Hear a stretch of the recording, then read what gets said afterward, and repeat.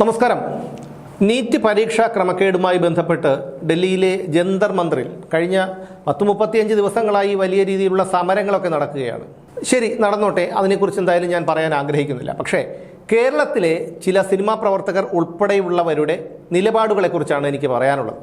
ഈ കഴിഞ്ഞ കുറച്ച് വർഷങ്ങൾക്കിടയിൽ കേരളത്തിൽ പ്രതികരിക്കേണ്ട എത്രയോ വിഷയങ്ങളുണ്ടായി. മറ്റു കാര്യങ്ങളൊക്കെ മാറ്റിവെക്കാം, അഴിമതി കാര്യങ്ങളും മറ്റ് എല്ലാ വിഷയങ്ങളും നമുക്ക് മാറ്റിവെക്കാം. പക്ഷേ ചെറുപ്പക്കാരെ സംബന്ധിക്കുന്ന, സ്ത്രീകളെ സംബന്ധിക്കുന്ന പല വിഷയങ്ങളും കേരളത്തിലുണ്ടായി പിണറായി വിജയൻ സർക്കാരിൻ്റെ കാലത്ത്. അന്നൊന്നും ഇവരാരും ഒരക്ഷരം മിണ്ടിയിട്ടില്ല. ഇപ്പോൾ ഡൽഹിയിൽ കോക്രോച്ച് പാർട്ടിക്കാർ നടത്തുന്ന സമരത്തിന് പിന്തുണ പ്രഖ്യാപിച്ചുകൊണ്ട് നമ്മുടെ ഇവിടുത്തെ ഒരു അവതാരക വിമാനം കയറിയ വാർത്ത നമ്മൾ കണ്ടതാണ്.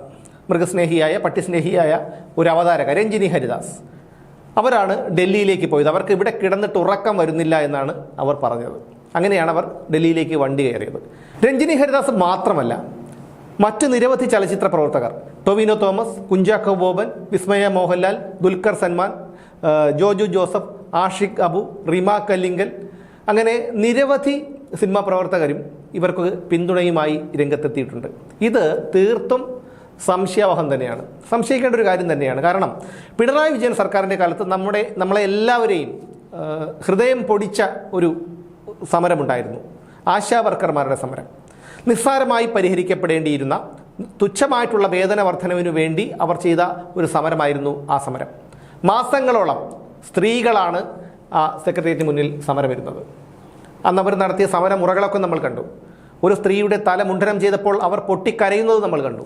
സമരം ചെയ്തിരുന്ന സമരക്കാർക്ക് വെയിലും മഴയും കൊള്ളാതിരിക്കാനായി അവർ വലിച്ചു കെട്ടിയിരുന്ന ടാർപ്പ പോലീസ് ഒരു പെരുമഴയത്ത് വന്ന് അഴിച്ചുമാറ്റി. അവരുടെ മൈക്ക് പിടിച്ചെടുത്തുകൊണ്ട് ഓടി. അങ്ങനെ ഏതെല്ലാം രീതിയിൽ അവർ സമരം ചെയ്തു. ഒരാളും അവർക്കൊരു വാക്ക് കൊണ്ടുപോലും പിന്തുണ നൽകാനില്ലായിരുന്നു എന്നുള്ളതാണ്. ഈ രഞ്ജിനി ഹരിദാസൊക്കെ അന്നും ഇവിടെ ജീവിച്ചിരിപ്പുണ്ടായിരുന്നു. വിസ്മയ മോഹൻലാൽ പിന്നെ അവരുടെ ഒരു പുതിയ സിനിമ റിലീസാവുകയാണ്, അതുകൊണ്ട് ഒന്ന് ശ്രദ്ധ ആകർഷിക്കാൻ വേണ്ടി വന്നതായിരിക്കാം, അല്ലെങ്കിൽ ആരുടെയെങ്കിലും പ്രേരണ മൂലം വന്നതായിരിക്കാം, എന്തോ ആയിക്കോട്ടെ. അങ്ങനെ നിരവധി പേർ ഇത്തരത്തിൽ, അഹാന കൃഷ്ണകുമാർ, ഇവരൊക്കെ പിന്തുണ പ്രഖ്യാപിച്ചുകൊണ്ട് രംഗത്തെത്തിയിട്ടുണ്ട്. അതുപോലെ തന്നെയാണ് PSC റാങ്കിൽ ഉൾപ്പെട്ട ഉദ്യോഗാർത്ഥികൾ ഇവിടെ സമരം നടത്തിയത്. പുരുഷ വനിതാ CPO റാങ്കിൽ ഉൾപ്പെട്ട ഉദ്യോഗാർത്ഥികളാണെന്ന് മാസങ്ങളോളം സമരം നടത്തിയത്. പട്ടിണി കിടന്നു, മുട്ടിലിഴഞ്ഞു, ഉപ്പുകല്ല് നിരത്തിയിട്ട് അതിൽ മുട്ടുകാലിൽ നിന്നും തലമുണ്ടനം ചെയ്തു, പ്രതീകാത്മകമായി ആത്മഹത്യാ ശ്രമം നടത്തി. അങ്ങനെ എന്തെല്ലാം രീതിയിൽ അവർ സമരം ചെയ്തു.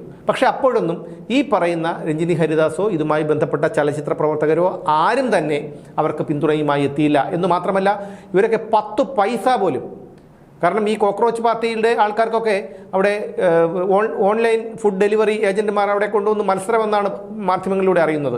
രാജ്യത്തിൻ്റെ പല ഭാഗങ്ങളിൽ നിന്നും ലോകത്തിൻ്റെ പല ഭാഗങ്ങളിൽ നിന്നും ഇവർക്ക് ഭക്ഷണം ഓർഡർ അനുസരിച്ച് എത്തിക്കുന്ന ഒരു വാർത്തയൊക്കെ പുറത്തു വന്നിരുന്നു. പക്ഷേ നമ്മുടെ കൺമുന്നിൽ സമരം ചെയ്ത ആശാ വർക്കർമാർ, അവരുടെ സാമ്പത്തിക സ്ഥിതി എന്താണെന്ന് നമുക്കറിയാം. തുച്ഛമായ വേതനത്തിനാണ് അവർ കിലോമീറ്ററുകളോളം നടന്ന് സമരം ചെയ്യുന്നത്. എല്ലാം വളരെ ദരിദ്ര കുടുംബത്തിൽപ്പെട്ട സ്ത്രീകളായിരുന്നു.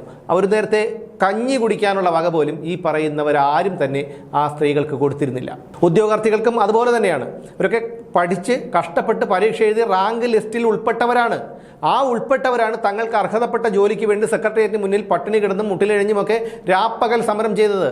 മഴയും വെയിലുമില്ലാതെ അവർ സമരം ചെയ്തു. പക്ഷേ തൊട്ട് മൂക്കിന് മുന്നിൽ ഇരുന്ന് സമരം ചെയ്തിട്ട് പോലും അന്നത്തെ മുഖ്യമന്ത്രിയോ തൊഴിൽ മന്ത്രിയോ ആരും ഇവരെ കാണാനോ ഇവരോട് ഒരു അനുനയത്തിന് സംസാരിക്കാനോ കൂട്ടാക്കിയില്ല എന്നു മാത്രമല്ല, അന്നത്തെ വനിതാക്ഷേമ മന്ത്രിയായിരുന്ന വീണ ജോർജ് ഉൾപ്പെടെ അവരെ പരിഹസിക്കുന്ന ഒരു നിലപാടാണ് സ്വീകരിച്ചത്. ഒരു സ്ത്രീയാണെന്നുള്ള പരിഗണന പോലും നൽകാതെ ഈ ആശാ വർക്കർമാരെയൊക്കെ പരിഹസിച്ച ഒരു സ്ഥിതിയൊക്കെ നമ്മൾ കണ്ടതാണ്.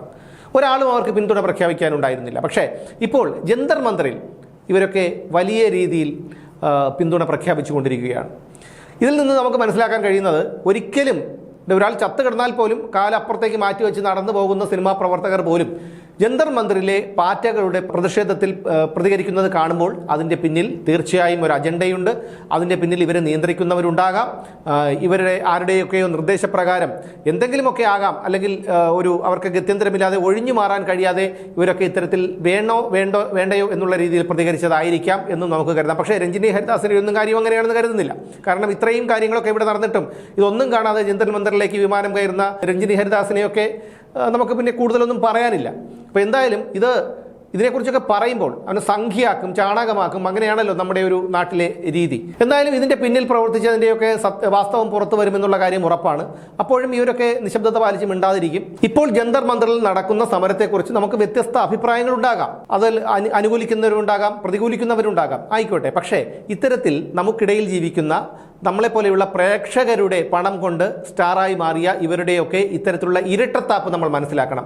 കാരണം ഇതൊരു രാജ്യത്തിനെതിരെ നടത്തുന്ന ഒരു സമരമാണ്. ഒരു ഭരണകൂടത്തിനെതിരെ അല്ലെങ്കിൽ ഭരണകൂടത്തിന്റെ അഴിമതിക്കെതിരെ അല്ലെങ്കിൽ ഒരു തെറ്റിനെതിരെ നടത്തുന്ന ഒരു സമരമായി നമുക്കിതിനെ ഒരിക്കലും കാണാൻ കഴിയില്ല. പരിഹരിക്കപ്പെട്ടു കഴിഞ്ഞ ഒരു വിഷയത്തിന് വീണ്ടും പരിഹാരം ആവശ്യപ്പെട്ടുകൊണ്ട് നടക്കുന്ന ഒരു സമരം കൂടിയാണത്. അതുകൊണ്ട് തന്നെ ഇത്തരക്കാരുടെ മുഖംമൂടി നമ്മൾ തിരിച്ചറിയണം. ആഷിഖ് കപൂറും റീമ കല്ലിങ്കലും ഒക്കെ നമുക്കറിയാവുന്ന ഒരു കാര്യമാണ്. അവരൊക്കെ ഏതൊക്കെ വിഷയങ്ങളിലാണ് പ്രതികരിച്ചിട്ടുള്ളത്, ഏതുതരം വിഷയങ്ങൾ മാത്രമേ അവർ പ്രതികരിക്കൂ, അവരുടെ നിലപാട് എന്താണ്, അവർ ഏത് സഹയാത്രികരാണ് എന്നുള്ള കാര്യമൊക്കെ നമുക്കറിയാം. അപ്പോൾ അവരൊക്കെ തന്നെയാണ് ഇതിന്റെ മുന്നിൽ നിൽക്കുന്നത്. ഇനി കൂടുതലൊന്നും പറയാനില്ല. എന്തായാലും സത്യം വെളിച്ചത്ത് വരുമെന്നുള്ള കാര്യത്തിൽ യാതൊരു തർക്കവുമില്ല.